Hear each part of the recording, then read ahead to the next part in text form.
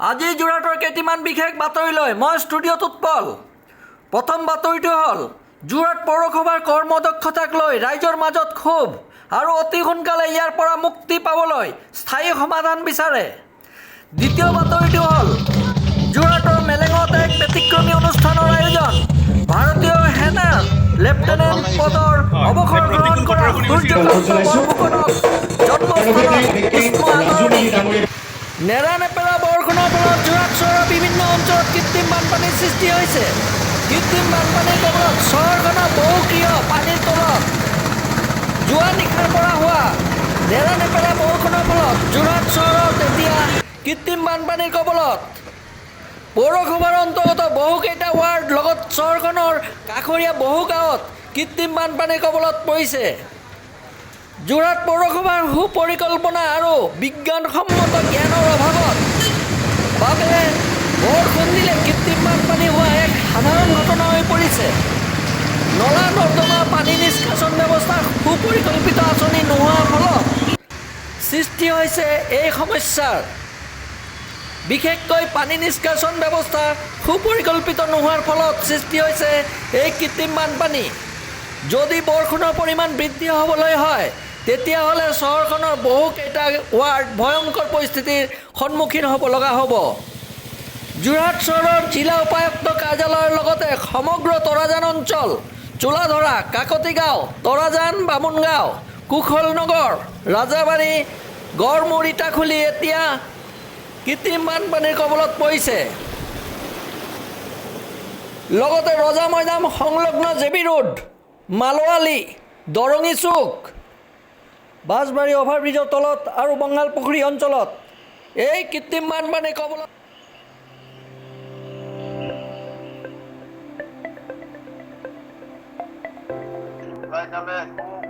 সব এনেকাই আছে, লেতেৰা পৰি আছে, একদম মানে মানুহ শুব পৰা নাই, গোন্ধে পাপত সব লেতেৰা হৈ আছে আৰু গোটেই টুকুৰা জাম হৈ আছে। একো চাফ চিকুণ হোৱা নাই, কাৰণ একোৱেই হোৱা নাই, খালি আহে চাহে গুচি যায়। এতিয়া বহুত টকা আহিছে আগৰ নিচিনা চাফা বনাব টকা আহিছে বুলি শুনিছো, কিন্তু কাম একোৱেই হোৱা নাই। সব টকা খাইছে আৰু মানে ঘূৰি ঘূৰি মানে একদম চব চাইছে আৰু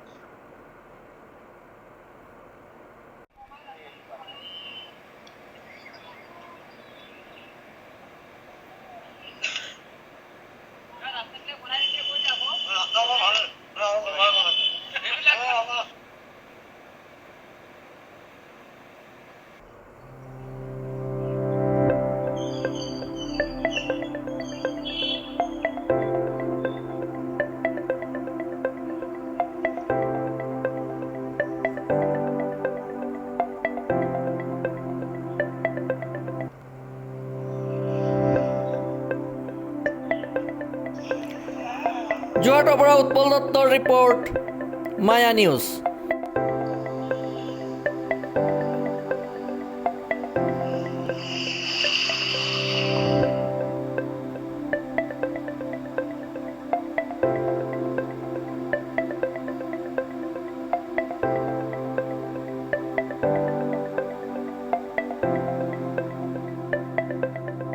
যোৰহাটৰ মেলেঙত এক ব্যতিক্ৰমী অনুষ্ঠান। জীৱনৰ সোণালী 30 বৰ্ষ দেশৰ স্বাৰ্থত অতিবাহিত কৰা ভাৰতীয় সেনাৰ লেফটেনেণ্ট পদৰ অৱসৰ গ্ৰহণ কৰা সূৰ্যকান্ত বৰফুকনক জন্মস্থানত উষ্ম আদৰণি।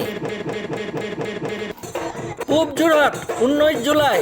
দেশৰ মাটি, জাতিৰ সন্মান আৰু তিৰংগাৰ মৰ্যাদা ৰক্ষাৰ বাবে জীৱনৰ সোণালী 30টা বছৰ উৎসৰ্গা কৰা এজন সৈনিকক আজি সন্মান প্ৰদৰ্শন কৰে তেখেতৰ জন্মস্থানত।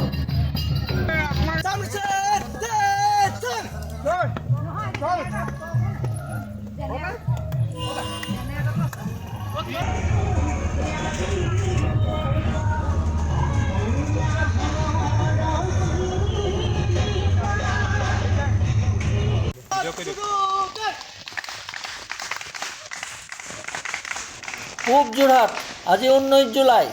দেশৰ মাটি, জাতিৰ সন্মান আৰু তিৰংগাৰ মৰ্যাদা ৰক্ষাৰ বাবে জীৱনৰ সোণালী 30টা বছৰ উৎসৰ্গা কৰা এজন সৈনিকক আজি সন্মান প্ৰদৰ্শন কৰে তেখেতৰ জন্মস্থানত।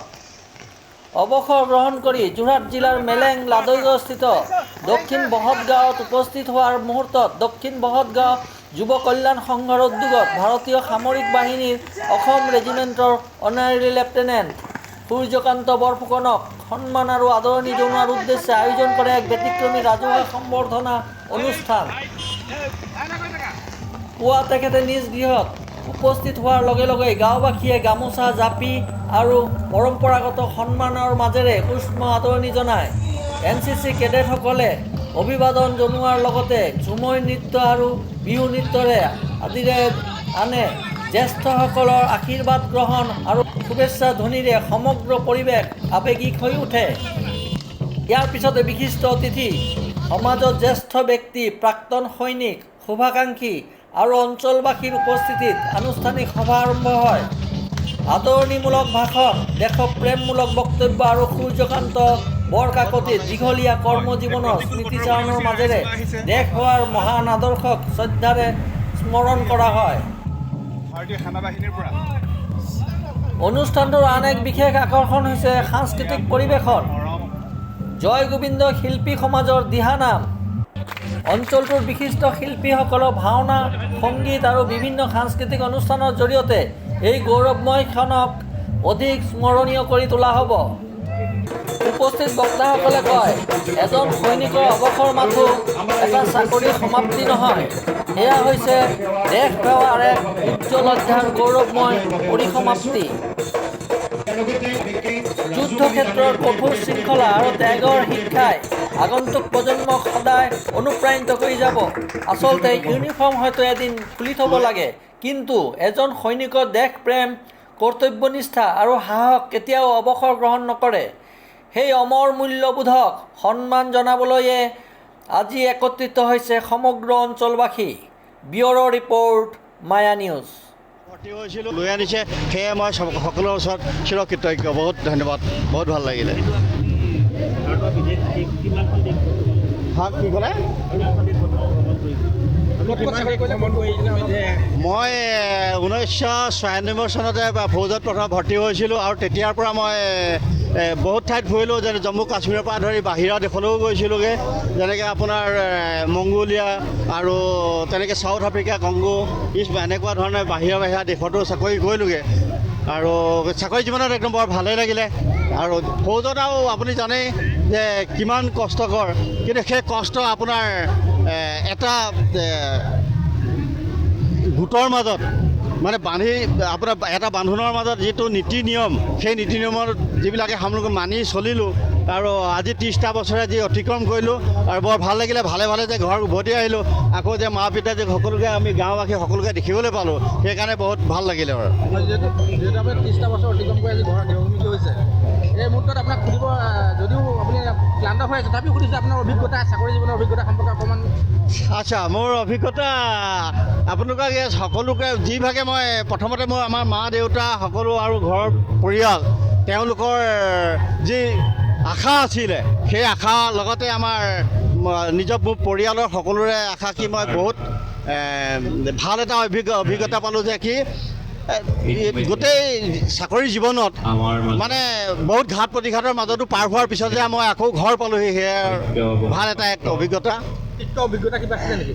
বাকী মই বিশিষ্ট তেনেকৈ এনেকুৱা অভিজ্ঞতা আৰু কি যে মই যিবিলাক শিকিলোঁ, নীতি নিয়ম যি শিকিলোঁ, সেয়াই বহুত তিক্ত অভিজ্ঞতা যিটো নাই মোৰ তেনেকুৱা একো মই সকলোতে, কাৰণ এজন আৰ্মিৰ অধিকাৰী এজনে যিটো আমাক আদেশ দিয়ে, সেই আদেশমতে যিবিলাক কাম কৰিলোঁ বা কৰি বৰ ভালো লাগিলে আজি 30 বছৰে। আৰু সেইটো কৰাৰ কাৰণে মই আজি যি পদবী লাভ কৰিলোঁ, তো সেইকাৰণে মই পাবলৈ পালোঁ। লেফটেনেণ্ট পদৰ পৰা যিহেতু আপুনি অৱসৰ গ্ৰহণ কৰিছে, উঠি অহা প্ৰজন্মক আপুনি কি অনুৰোধ জনাব?